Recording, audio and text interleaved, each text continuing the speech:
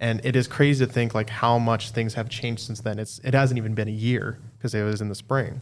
And it's like, there's so much has changed and things have gotten so much worse since that time, where we were like still thinking like, oh, maybe social media is good for democracy. And obviously the answer now is just a unanimous no. Mm-hmm. So it's insane. Well, just to like kind of dissect why exactly it is a unanimous no. I mean, when we think of like political media, there are different ways we can think about it, but primarily there are two sides. There's the MAGA cult, which is huge, enormous, tendrils are going throughout every kind of media.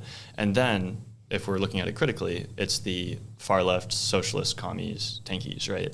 But because that's all that either Democrats or the right see, that's all that's propelled in their minds, and it becomes what the entirety of the Democratic Party represents in the public mind, which is not very helpful in and of itself, but let alone it's contributing to that very polarizing fear-mongering, right? Mm-hmm. Both sides of our media sphere are the extremes, and one extreme is much larger in population and power than another.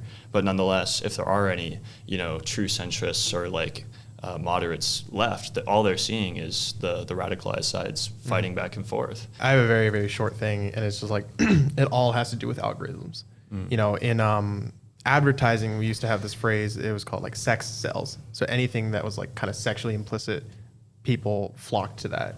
And now it's rage. Rage sells. Rage will keep you engaged. Rage will keep you on social media no matter what. And that is what is driving everyone further to the right, further to the left, whichever you pick. So it is all just algorithms.